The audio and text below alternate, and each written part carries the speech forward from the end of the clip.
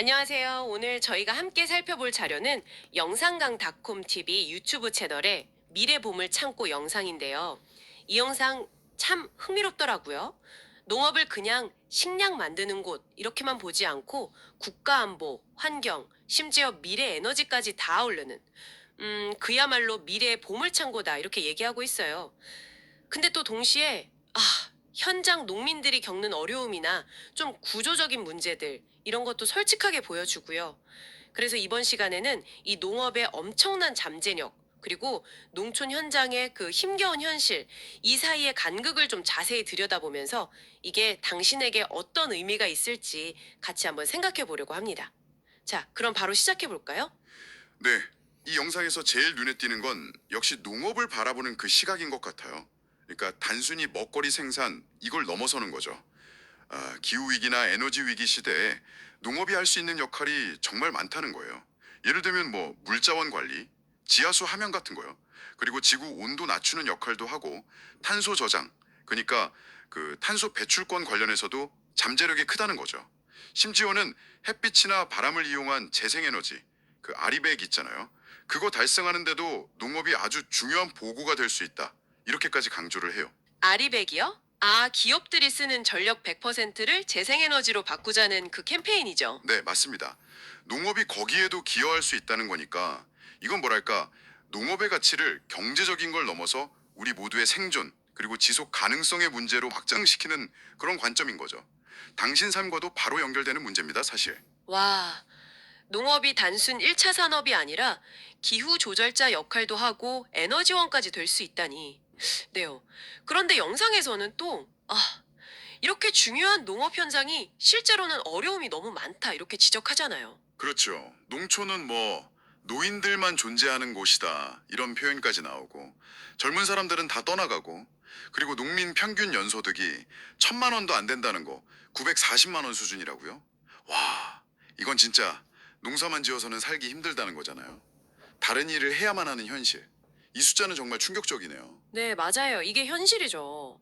그리고 문제의 뿌리는 더 깊어요. 농민들을 지원해야 할 기관들이 많잖아요. 뭐 농림수산식품부라든지 농협중앙회, 단위농협들, 또 농관원, 지자체. 근데 이런 기관들의 운영 방식에 대해서 아주 날카로운 비판이 나와요. 아, 어떤 비판인가요? 그 영상 속 농민들 목소리를 들어보면요. 이런 기관들이 좀 지나치게 관료적이고 비효율적이다 이런 거죠. 때로는 농민 지원이라는 원래 목적보다는 뭐 자기들 조직 내부 운영이나 소위 말하는 돈잔치, 봉급잔치 이런 데 더 관심 있는 거 아니냐 이런 의구심까지도 나오고 또 그 복잡한 서류 절차나 행정 절차들 있잖아요. 이게 실질적인 도움보다는 오히려 농민들한테 또 다른 짐이 된다 이런 지적도 있고요. 아, 그러니까 현장하고는 좀 동떨어진 뭐랄까 하이트 칼라화된 조직 문화? 이게 문제다 이런 거군요. 네, 그런 맥락이죠. 그러다 보니까 현장 경험이 부족한 전문가들이 미래 농업의 큰 그림을 제대로 못 그리고 있다. 이런 비판도 인상 깊었어요. 그래서 영상에서는 그럼 어떻게 해야 하냐? 뭐 관련 기관들 구조 조정해야 한다. 불필요한 절차 확 줄여야 한다. 그리고 농민한테 직접 도움이 가도록 지원을 강화해야 한다. 이런 해법들을 제시하더라고요. 맞습니다. 특히 구체적인 대안으로 제시된 것 중 하나가 그 농업이랑 재생에너지를 결합하는 거였어요. 영농형 태양광이라고 하죠. 영농형 태양광이요. 아, 농사 지으면서 위에 태양광 패널 설치하는 거 말씀이시죠? 네, 바로 그거죠. 농사를 계속 지으면서 그 윗공간에 태양광 발전을 하는 방식인데요. 예를 들어서 뭐 햇빛 좋은 호남 지역 같은 곳에 이걸 대규모로 도입하면 농가 소득이 확 올라갈 수 있다. 거의 뭐 기본소득이나 연금처럼요. 그러면 이게 또 귀농 귀촌하는 사람들을 끌어들일 수도 있고 아까 말한 그 RE150 목표 달성에도 기여하고 뭐랄까 일석삼조의 효과를 볼 수 있다는 거죠. 와, 그건 정말 괜찮은 아이디어 같은데요? 네. 그러니까 지역 소멸 문제랑 에너지 전환이라는 이 두 가지 어려운 문제를 농업을 통해서 한번 같이 풀어보자. 이런 시도인 거죠. 네.